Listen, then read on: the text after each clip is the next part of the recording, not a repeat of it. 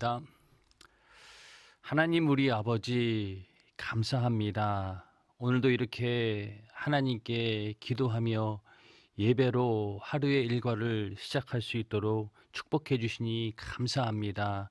오늘 우리에게 주어진 이 하루라고 하는 이 귀한 시간을 온전히 주님과 함께하는 그런 시간이 되게 하시고 주님께 영광 올려드리는 그런 거룩한 한 날이 될 수 있도록 주님께서 인도하여 주시옵소서. 오늘 하루도 분주하게 살아가는 우리 모든 성도들에게 하나님께서 더욱더 은혜를 베풀어 주시고 지혜를 더하여 주시어서 세상을 이기는 믿음을 허락해 주시고 또 이 세상 가운데 하나님의 영광을 드러내는 그런 삶이 되어질 수 있도록 주께서 축복하여 주시옵소서. 어느 곳에 있든지 하나님을 잊지 않게 하시고 무엇을 하든지 늘 주님께 영광 올려드리는 그런 삶이 되어질 수 있도록 주께서 인도하여 주시옵소서. 집중호우로 인하여서 수해를 당하는 사람들이 많습니다. 우리 성도들 주님께서 지켜주시고 보존하여 주시어서 어느 누구도 아버지 제2 재해로 인하여서 고통당하지 않도록 주께서 인도해 주시고 또한 아버지 코로나 바이러스로부터 우리 모든 성도들을 철통같이 지켜주시어서 어느 누구도 그 바이러스로 인하여서 고통받지 않도록 주께서 인도해 주시되 우리 모두가 철저하게 나를 잘 관리하여서 나를 지키고 가정을 지키고 또 교회를 지키고 또 이 나라와 아버지 이 국가를 지킬 수 있도록 주님께서 인도해 주시옵소서. 오늘은 아버지 하나님께 구역 예배 또 금요철야 예배가 있는 날입니다. 우리 모든 성도들 사모하는 마음으로 예배케 하시고 그 예배를 통하여서 주님 홀로 영광 받아 주시옵소서. 또한 아버지 금요철야의 말씀을 전하는 주의 사자에게 영육간의 강건함을 더하여 주시고 우리 모든 성도들에게 큰 은혜 하나님 말씀을 통하여서 전할 수 있도록 입술의 권세와 능력을 더하여 주시옵소서. 오늘도 아버지 부족하고 연약하고 무지한 자 하나님 말씀 들고 이 자리에 섰습니다. 성령께서 함께하여 주시어서 서로 공감하며 은혜 나눌 수 있도록 축복하여 주시옵소서. 예수님의 이름으로 감사하며 기도하옵나이다. 아멘. 예, 오늘도 새벽 예배에 함께하는 모든 분들에게 하나님의 은혜와 또 사랑과 평안과 축복이 넘쳐나기를 예수님의 이름으로 축원합니다. 오늘 새벽 예배에 함께 은혜 나누실 말씀은 시편 127편 1절부터 5절 말씀입니다. 시편 127편 1절부터 5절 말씀 함께 합독하시겠습니다. 여호와께서 집을 세우지 아니하시면 세우는 자의 수고가 헛되며 여호와께서 성을 지키지 아니하시면 파수꾼의 경성함이 허사로다. 너희가 일찍이 일어나고 늦게 누우며 수고의 떡을 먹음이 헛되도다. 그러므로 여호와께서 그 사랑하시는 자에게는 잠을 주시는도다. 자식은 여호와의 주신 기업이요 태의 열매는 그의 상급이로다. 젊은 자의 자식은 장사의 수중의 화살 같으니 이것이 그 전통에 가득한 자는 복되도다. 저희가 성문에서 그 원수와 말할 때에 수치를 당치 아니하리로다. 아멘. 예, 오늘은 시편 127편 1절부터 5절을 중심으로 하나님께서 함께하지 아니하시면이라는 제목을 가지고 함께 은혜를 나누고자 합니다. 성전에 올라가는 노래 그 가운데 시편 127편은 솔로몬의 시라고 이렇게 적혀 있습니다. 그래서 이 시를 지은 사람은 솔로몬인데 127편, 128편을 이렇게 읽어보면은 마치 시편이라기보다는 잠언서처럼 느껴질 정도로 잠언에 있는 그런 말씀과 비슷하게 기록이 되어 있습니다. 그래서 이 127편 또 128편 이렇게 보면은 이게 잠언서가 아닌가를 할 정도로 아주 굉장히 비슷합니다. 그래서 오늘은 127편 솔로몬이 지은 시인데 솔로몬은 그 건축을 꽤 오래 했죠. 그래서 하나님의 그 성전을 짓는데 7년 그리고 또 솔로몬 궁전을 짓는데 13년 그러니까 20년 정도를 건축하는 일에 마음을 쏟았던 그런 왕입니다. 그렇기 때문에 이 건축하는 것이 어떤 것인가를 너무나 잘 알고 있었고 하나님의 뜻대로 건축하는 것이 어떤 것인지를 잘 아는 그런 사람이었습니다. 그래서 1절에 보면은 여호와께서 집을 세우지 아니하시면 세우는 자의 수고가 헛되며, 그러니까 아무리 집을 짓는다 할지라도 그 하나님께서 함께하지 않으면은 그 수고가 헛되다는 겁니다. 그리고 여호와께서 성을 지키지 아니하시면 파수꾼의 경성함이 허사로다. 마찬가지로 아무리 견고한 성이라 할지라도 그 성을 지키기 위해서 많은 군사들이 성을 지키고 철통같이 방어한다라고 하지만은, 그러나 하나님께서 함께하지 않으면은 그런 일들조차도 다 허사다, 이렇게 말씀하고 있습니다. 그 인간이 수고로 해서 지은 건축물이 이제 최초로 나오는 게 이제 바벨탑이죠. 바벨탑은 인간이 하나님께서 홍수로 심판하시니까 이 홍수가 다음에 또 이런 홍수가 나도 인간은 살아남을 수 있는 길을 찾아야 되겠다, 그러면서 높이 높이 탑을 쌓습니다. 그래서 하나님을 어떻게든 대적하고 하나님의 어떤 심판으로부터 자기들 스스로 인간이 갖고 있는 그런 지식과 인간이 가지고 있는 그런 것들을 가지고 하나님을 대적해보고 하나님의 심판을 막아보려고 하는 그런 의도로 만든 것이 바로 바벨탑인데, 그 바벨탑을 열심히 쌓았지만은 결국 하나님께서 그걸 허락하지 않았기 때문에 결국은 그 바벨탑은 무너지고 말았습니다. 그런 것처럼 우리 인간이 아무리 자기 지혜를 동원하고 자기의 수고를 다해서 무엇이든 한다 하더라도 그 가운데 하나님께서 함께하지 않으면은 그 모든 것들은 무너지고 만다는 것입니다.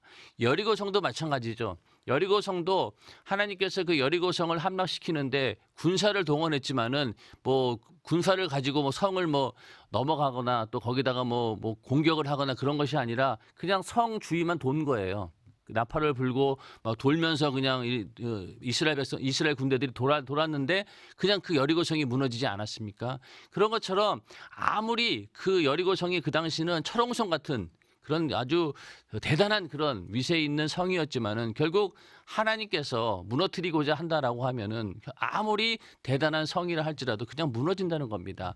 그런 것처럼 인간의 수고라고 하는 것은 결국은 하나님과 함께 하지 않으면은 아무 의미가 없다라고 이렇게 성경은 말하고 있죠.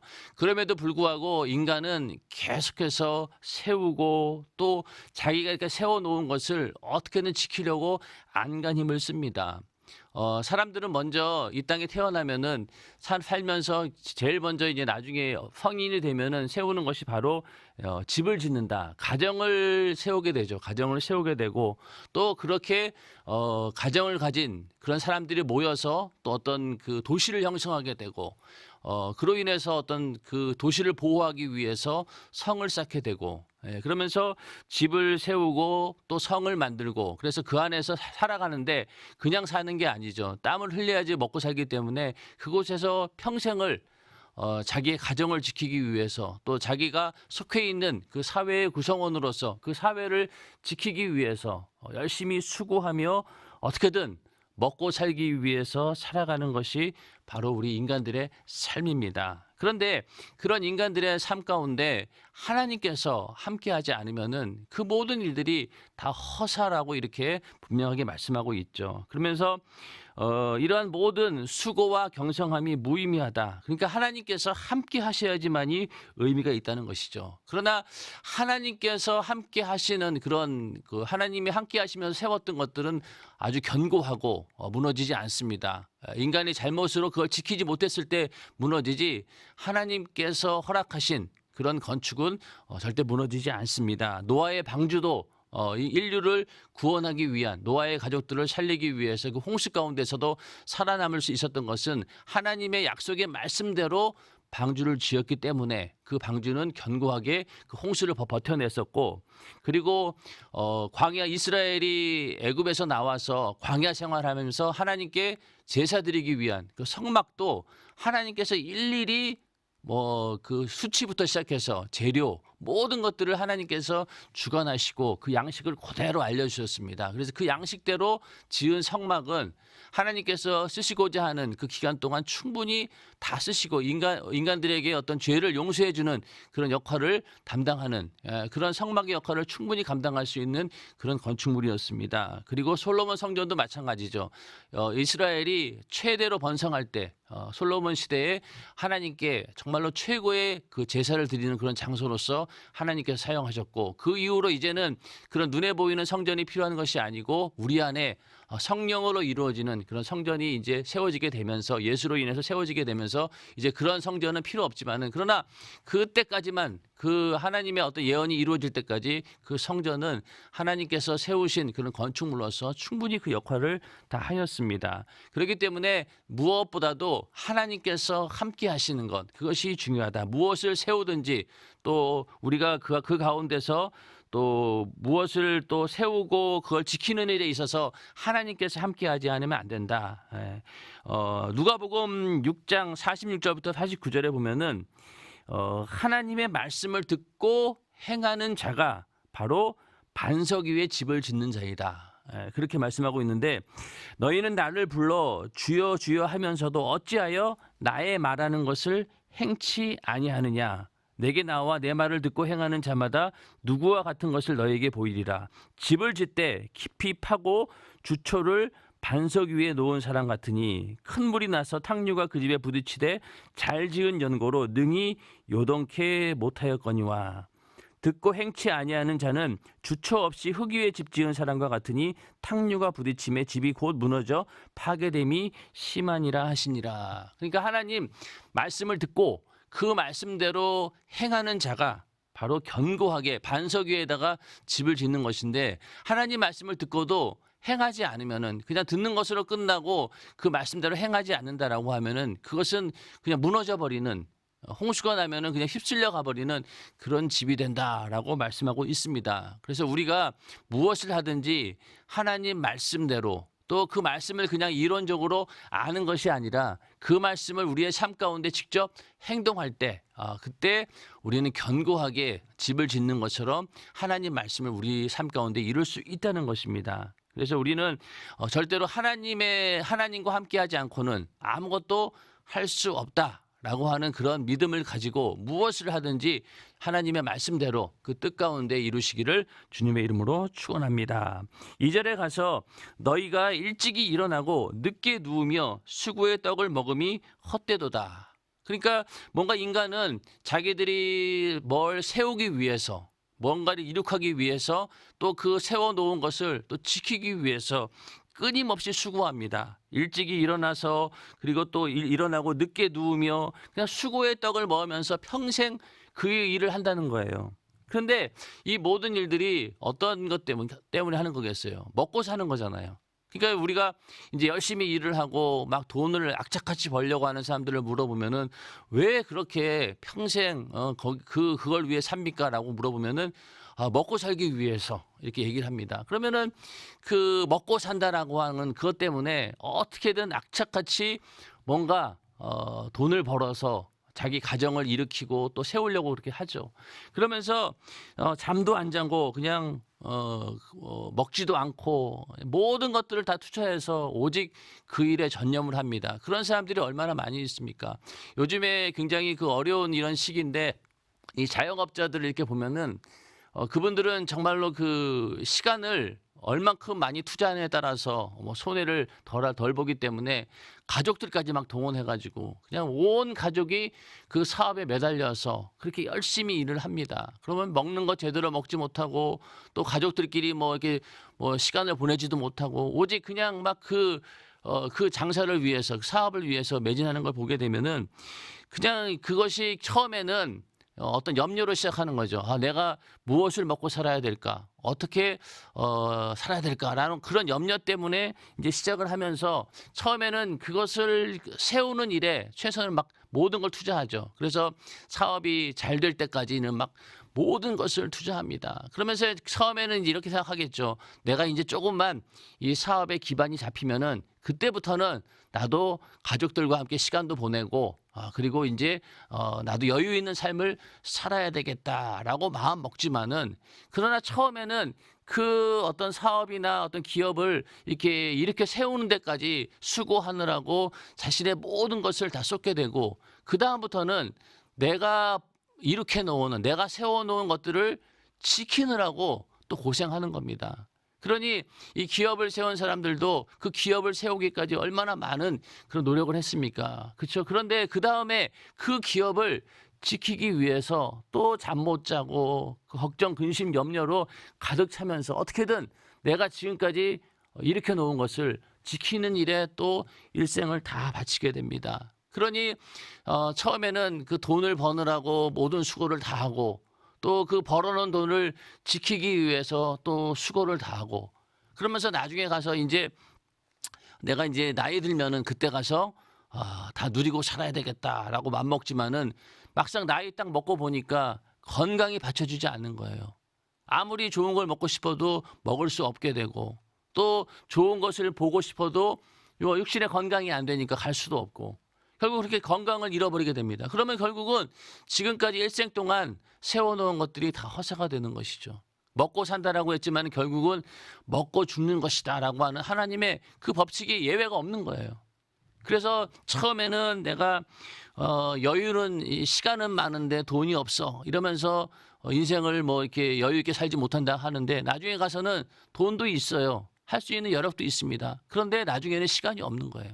그리고 더 나가서는 이제는 돈도 있고 시간도 있는데 결국은 건강이 뒷받침이 안 되다 보니까 결국은 아무것도 못하게 됩니다. 그러니까 허무하게 죽는 것이 그런 인생이죠. 그래서 전도서 12장 1절에 너는 청년의 때 곧 곤고한 날이 이르기 전 나는 아무 낙이 없다고 할 때가 가깝기 전에 너의 창조자를 기억하라 이렇게 말씀하고 있습니다.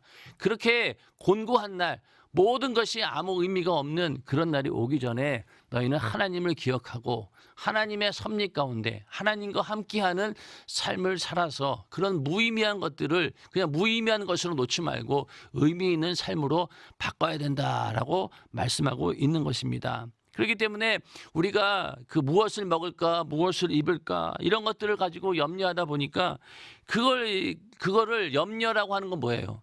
하나님께 맡기지 못한다는 거죠. 내가 어떻게든 해보려고 내 수단과 방법으로 해보려고 끊임없이 염려합니다. 그러니까 그 염려 때문에 잠도 못 자고 또 그냥 두문불출하면서 오직 그 일을 이루기 위해서 노력하게 되는데 하나님께 맡기지 못하니까 그런 거죠. 염려라고 하는 것은 못 맡기기 때문에 그런 겁니다. 그래서 베드로전서 5장 7절에 너희 염려를 다 주께 맡겨버리라. 이는 저가 너희를 권고하심이니라. 그러니까 너희 염려를 다 주께 맡겨버려야 되는데 못 맡긴다는 거예요. 그러니 끊임없이 염려하는 거죠. 그래서 아무것도 염려하지 말고 오직 모든 일에 기도와 간구로 너희 구할 것을 감사함으로 하나님께 아뢰라. 그리하면 모든 지각에 뛰어난 하나님의 평강이 그리스도 예수 안에서 너희 마음과 생각을 지키시리라. 염려로부터 벗어나는 방법은요. 아무것도 염려하지 말고 그냥 기도와 간구로 하나님께 맡겨야 된다는 겁니다. 그랬을 때 하나님께서 우리에게 뭘 주시느냐?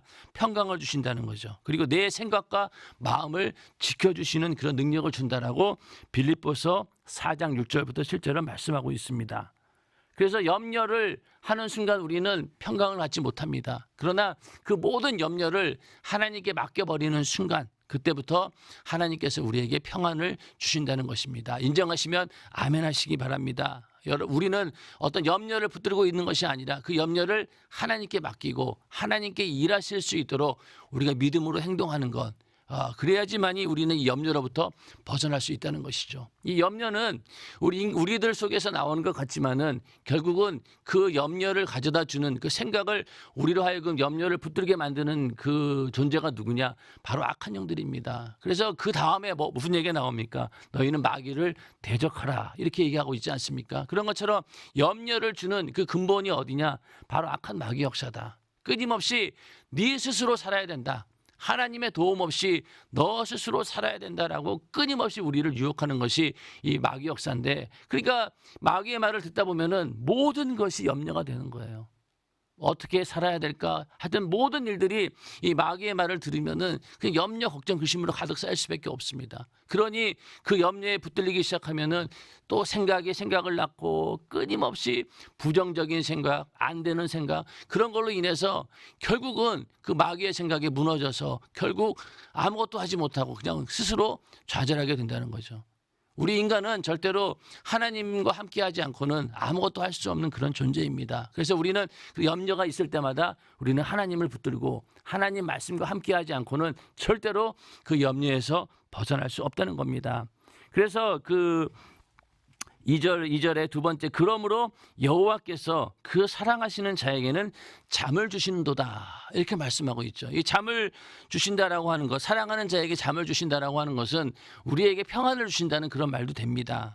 근데 이제 어떤 사람들은 여호와께서 그 사랑하시는 자에게 잠을 주시는도다, 이 말씀 가지고 막 예배 시간에 내가 막 이렇게 잠을 자고 졸면은 하나님께서 나를 끔찍히 사랑하시는구나, 이렇게 뭐 또 잠이 많은 사람들이 그 말을, 그 어떤 자신의 그 게으른 행동을 위로하기 위해서 이 말씀을 주신 것이 아니라 잠을 자는 동안에도 복을 주신다라는 그런 의미도 있습니다. 그러니까 잠을 자는 것 자체가 하나님이 주신 복이라는 얘기입니다. 왜 그럴까요? 잠을 자는 것이 왜 하나님이 주신 복일까요? 자, 우리 인간이 잠을 잔다라고 하는 것은요, 그 잠자는 시간만큼은 모든 걸 다 내려놓습니다. 그래서 모든 경계와 한마디로 모든 무장 해제예요. 아무것도 하지 않아요. 그냥 우리가 잠자는 시간이 뭐 하루에 8시간이라고 하면은, 그렇죠? 평균적으로. 그러면은 3분의 1을 잠으로 시간을 보내잖아요.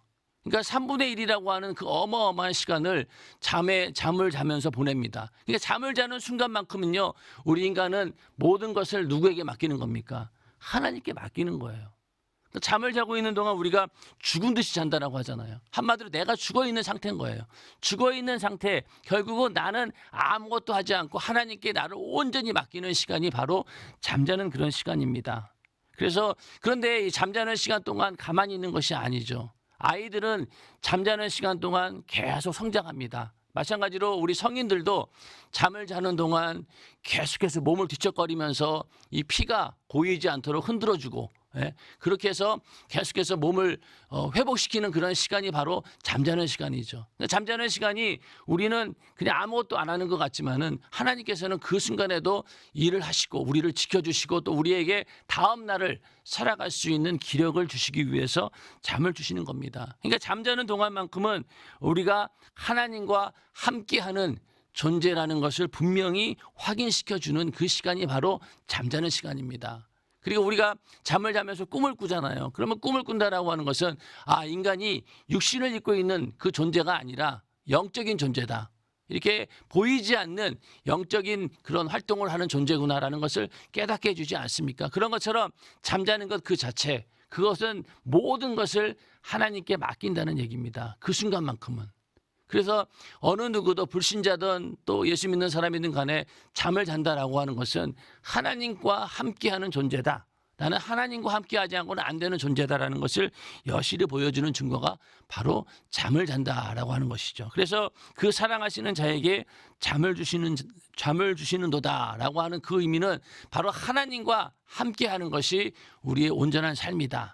하나님과 함께하지 않고는 절대로 너희는 온전한 삶을 살 수 없다라고 성경은 말씀하고 있는 것이죠. 그래서 잠을 잔다라는 것이 얼마나 우리에게 평안을 주는 것이냐. 그래서 그 사도행전 12장에 보면은 베드로가 이제 그 헤로드 왕에 의해서 옥에 갇히게 됩니다. 예수를 전도한다는 그런 이유 때문에 이제 옥에 갇혀가지고 이제 곧 죽게 돼요. 어떻게든 이제 이 헤로드 왕은 이제 베드로를 잡아가지고 죽이려고 하는데 바로 그 전날 밤 천사들이 나타나죠. 그래서 이 베드로를 위해서 교회가 간절히 기도합니다. 베드로가 빨리 석방될 수 있도록 기도하는 가운데 이제 그 전날 밤에 근데 이 전날 밤에 베드로가 누워 자고 있는 거예요. 자, 생각해 보세요. 내일 죽을지 그 다음날 죽을지 모르는 죽음의 위기 상황 앞에서 이 베드로는 편안하게 잠을 잤다는 거예요. 그러니까 이제 천사가 와가지고 주의 사자가 와서 베드로의 옆구리를 그냥 툭 차면서 깨운다는 거 아니겠습니까? 그러니까 이 베드로는 죽음 앞에서도 잠을 자고 있었던 겁니다. 이 얘기는 결국 뭐냐? 하나님께서 함께하고 계시기에 두려울 것도 없고 염려할 것도 없고 뭐 죽으면 죽으리라고 하는 그런 믿음이 있었기에 베드로는 옥에 갇혀서도 편안히 잠을 자는 겁니다. 그런 것처럼 우리 예수 믿는 우리들은 어떠한 상황 가운데 있다 할지라도 하나님께서 나와 함께 하시기 때문에 절대로 우리는 두려워할 이유도 없고 염려할 이유도 없죠. 마치 푹 잠을 자는 것처럼 우리는 하나님께 모든 것을 맡길 수 있는 그런 믿음이 있다라고 하는 것. 또 그렇게 맡길 수 있도록 하나님께서 우리에게 은혜를 베푸시고 또 하나님께서 분명히 살아계심을 우리는 알기 때문에 온전히 맡길 수 있다는 것입니다. 그렇게 하나님과 함께하는 삶을 살 때, 그 하나님과 함께하면서 또 무엇이든 세울 때 그것이 복이 된다라고 하는 것입니다. 그래서 3절에 가서 자식은 여호와의 주신 기업이요 태의 열매는 그의 상급이로다. 갑자기 가정에 대한 얘기가 나옵니다. 가정에 대한 얘기가 나오는데 이 얘기는 왜 했을까요? 처음에 여호와께서 집을 세우지 아니하시면 그 말에 같이 연결이 되어 있는 겁니다. 그러니까 하나님께서 함께하지 않으면은 집을 세우지 아니하면은 결국은 그 수고가 헛되다는 거예요. 그러나 하나님과 함께하면서 가정을 세울 때 그때는 이런 복이 있다라고 하는 것인데 자식은 여호와의 주신 기업이요 태의 열매는 그의 상급이로다. 이 기업이라고 하는 것은 하나님의 선물을 말하는 것이고 또 상급이라고 하는 것은 하나님께서 우리에게 물려주시는 유산이라고 하는 겁니다. 그러니까 자녀는 하나님께서 우리에게 주신 귀한 선물이라는 거죠. 그런데 오늘날 어떻습니까? 이렇게 하나님께서 분명히 축복이라고 하는 또 기업이고 상급이라고 하는 자녀를 낳으려고 하지 않습니다. 왜 그럴까요? 오늘날 자녀를 안 낳으려고 하는 이유가 뭘까요? 염려 때문에. 내가 이 자식 낳아가지고 잘 키울 수 있을까? 이 자식 하나 키우는데 뭐 얼마가 든대더라. 내가 그런 돈이 어디 있어? 나는 그럴 여력이 없어. 자신 없어. 그러니까 많은 젊은이들이 그 자식을 낳지 않으려고 합니다. 그리고 혼자 편안하게 살려고 하는 그런 이기심도 있겠죠. 그게 결국 이건 뭐냐면은 하나님께 자기 자신을 맡기지 못한다는 그런 의미죠. 그러니까 자녀를 낳는 일에 대해서 걱정 근심한다라고 하는 것은 그만큼 하나님께 맡기지 못한다는 겁니다. 그러나 너희가 하나님께 맡겼을 때 자식은 너희에게 기업이 되고 하나님이 주시는 상급이 될 것이다 라고 얘기하고 있습니다. 그 상급이라고 하는 것이 이제 어떤 거냐, 4절에 가면 젊은 자의 자식은 장사의 수중의 화살 같으니 이것이 그 전통에 가득한 자는 복되도다. 결국 뭐냐면은 자녀가 많으면은 어떤 든든함이 있느냐. 그러니까 이제 그 장사, 그러니까 군사가 수중에 이제 활을 쏘는 그런 장사인데 그 전통이라고 하는 것은 활을 넣는 활통을 말하는 겁니다. 화살을 넣는 통이죠. 화살을 넣는 통을 말하는데 그 화살통 안에 화살이 가득하다는 거예요. 그러니 얼마나 든든하겠어요. 자, 화살을 가지고 전쟁을 하는 그런 장사가 화살에 잔뜩 화살이 있는 거예요. 그러니까 쏠 수 있는 게 많잖아요. 그러니까 든든하다는 겁니다. 그런 것처럼 자녀가 많으면은 많을수록 든든하다는 거예요. 그래서 그 마지막에 5절 끝에 가서 저희가 성문에서 그 원수와 말할 때에 수치를 당치 아니하리로다. 이 얘기는 뭐냐면은 이 당시 때는 지금과 같은 그런 재판 제도가 없어요. 성문에 모여서 많은 사람들과 함께 거기서 재판을 합니다. 그래서 만약에 부모가 어떤 잘못을 했으면은 여러 사람들이 와가지고 이제 부모를 질책을 하겠죠. 왜 이런 일을 했습니까라고 추궁할 때 그때 많은 자녀를 둔 그런 부모는 자녀들이 나와서 딱 버티고 있다는 거예요. 그러면서 그 부모에 대해서 변호합니다. 그러니 많은 사람들이 거기에 그냥 기세에게 기가 눌리는 거예요. 그 자녀들이 만약에 10명이면 10명 쫙 모여가지고 그것도 다 장성한 자녀들이 딱 버티고 있으면은 거기는 성문에 있는 사람들, 악한 자들에게 후치를 당하지 않는다는 거, 억울한 일을 당하지 않는다는 겁니다. 그리고 거기서 충분히 변호해주는 든든한 역할을 하는 것이 바로 자녀이다.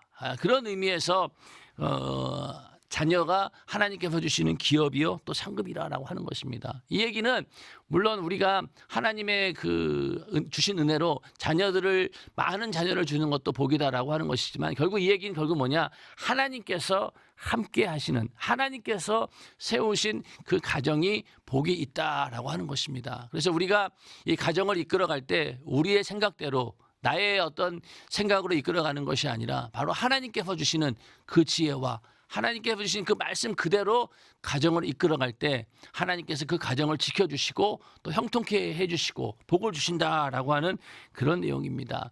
이 이야기는 다음에 또 우리가 함께 은혜를 나눌 시편 128편에 계속 이어집니다. 그때 가서 다시 말씀을 드리도록 하고요. 하여튼 이렇게 하나님께서는 우리가 하나님과 함께 할 때, 하나님의 뜻대로 행할 때, 하나님 말씀대로 살 때 우리에게 죽은 다음에 영원히 사는 그런 영생의 복도 우리에게 주시지만은, 그러나 우리의 생활 가운데 우리의 가정과 또 우리가 속해 있는 그 모든 사회의 구성원으로서 살고 있는 그 모든 주변까지도 하나님께서 축복해 주시어서 그 가운데 하나님의 자녀로 우리를 끝까지 지켜주시고 보존해 주신다는 것. 그래서 너희는 그의 나라와 그의 의를 구하라. 그리하면, 먼저 그의 나라와 그의 의를 구하라. 그리하면 이 모든 것을 너에게 더하시리라. 이 모든 것이 무엇입니까? 무엇을 먹을까? 무엇을 마실까? 무엇을 입을까? 여기에 대해서 염려하는 것에 대해 주님께서 너희는 먼저 그의 나라와 그의 의를 구하라. 그리하면 이 모든 것에 너희를 더하시리라. 그러니까 먼저는 하나님의 나라와 그 의를 구하라는 거예요. 거기에 초점을 맞출 때 이 필요한 모든 것들을 하나님께서 제공해 주신다라고 하는 얘기입니다. 반대로 우리가 그냥 무엇을 먹을까, 무엇을 입을까, 마실까, 거기에 염려하다 보면은요, 결국은 먹을 것, 입을 것, 그것도 못 얻고 또 하나님이라고 하는 정말로 절대적인 그런 존재를 우리가 놓쳐버린다는 거죠. 그러니까 그것은 순서가 바뀌면 안 됩니다. 먼저는 하나님과 함께하는 것이 우선이 되고, 그 다음에 필요한 것들을 구할 때 하나님께서 우리에게 채워주신다라고 하는 그런 이야기입니다. 우리가 매일매일 살아가는 삶이 어떻게 보면은 참 무의미하죠. 만약에 우리가 하나님과 함께하지 않는 그런 시간들이라고 하면은 하나도 쓸만한 시간들이 없고 다 무의미한 시간들이에요. 그냥 지나가 버리는 안개와 같은, 날아가 버리는 먼지와 같은 그런 시간들입니다. 그러나 그 시간들을 하나님과 함께할 때 그 시간은 의미가 있다는 얘기죠. 자, 우리가 그 성막에 보면은 그 조각목 얘기가 나옵니다. 이 조각목은요, 그 당시 사막에서 자라는 그 나무로서 이 아카시아 나무 그런 일종인데, 이거는 도저히 목재로 쓸 수 없는 그런 나무입니다. 그러니까 목재로 쓸 수가 없는 거예요. 그냥 뭐 군불이나 때우고 연기나 나는 정도로 그런 정도에 쓸까? 전혀 쓸모없는 그런 나무지만은 하나님께서는 그 시틴 나무, 그 나무를 가지고 뭘 만드셨으면 성전의 기둥을 세우셨어요.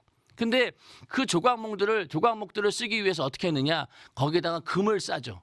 금을 쌉니다. 결국 그 얘기 뭐냐? 우리도 이 조각목처럼 아무 쓸데없는 그런 존재입니다. 우리의 육체도 그렇고 또 우리가 육체를 살아가는 이 모든 시간들도 그렇고 그냥 죄의 삭은 사망이기 때문에 죄로 인해서 지옥 갈 수밖에 없는 그런 처지예요. 그러니까 우리가 이 땅에 육신대로 사는 그 모든 순간순간들이 다 의미 없는 시간들이고 오히려 죄를 축적시키고 그로 인해서 우리를 지옥으로 끌고 가는 그런 어떤 시간일 뿐입니다. 그런데 마치 그 조각목에다가 금을 싼 것처럼 우리의 영혼이 예수의 피의 공로로 깨끗함을 받고 구원받는 순간부터 우리는 거룩한 자가 되어서 마치 그 조각목에다가 금을 싼 것처럼 예수의 피의 공로가 우리 안에 있을 때 그때부터 우리는 새로운 피조물이 되고 그때부터 우리가 살아가는 그 모든 시간들은 다 영원한 생명이 있는 그런 의미 있는 시간들로 바뀐다라는 얘기입니다. 그러니 우리가 예수의 피의 공로를 의지해서 죄사함 받고 예수를 믿고 구원받은 자로서 하루하루 하나님과 함께하는 삶을 살아갈 때 예배로서 또 기도로서 전도로서 충성으로서 또 우리가 말씀을 읽고 듣고 이 모든 하나님과 함께하는 그 시간들이 그냥 의미 없는 것들이 아니라 그 모든 것들이 마치 금을 싸듯이 보호가 되고 하나님께서 기억하시는 그런 시간들이 되면서 모든 것들이 의미 있는 시간들로 바뀐다는 겁니다. 그래서 우리는 절대로 하루하루 살아가는 것이 세상 이방인들이 사는 것처럼 그냥 하루하루 살고 그냥 먹고 죽는 것이 아니라 우리는 하나님과 함께하는 삶을 살면 살수록 어떻습니까? 점점 천국에 가까워지고 또 영원한 하늘의 상급이 쌓이게 되고 그런 우리는 점점 가치 있는 삶을 살아가는 그런 존재라는 것이죠. 오늘 하루도 우리에게 주어진 이 시간들을 헛되이 보내지 말고 하나님과 함께하는 시간으로 만들어서 영원히 가치 있는 그런 하나님께서 기억하시는 그런 시간으로 만들기를 주님의 이름으로 축원합니다. 분명히 기억해야 될 것은 하나님께서 함께하지 않으면은 아무 의미 없다. 아무리 우리의 어떤 수고나 노력도 아무 의미가 없다라는 오늘 이 말씀을 명심하면서 늘 하나님과 함께하는 그런 삶이 되시기를